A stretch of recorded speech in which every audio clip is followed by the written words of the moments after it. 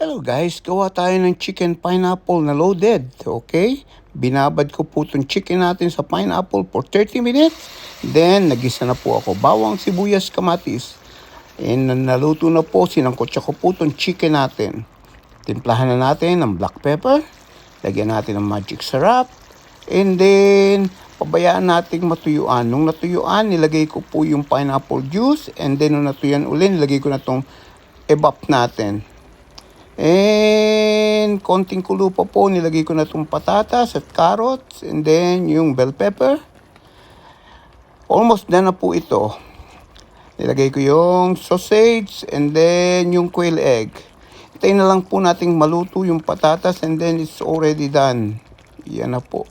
So creamy na po. Natuyuan na po siya. Then timplahan ko na lang po ng patis and this is okay na. Thank you for watching guys.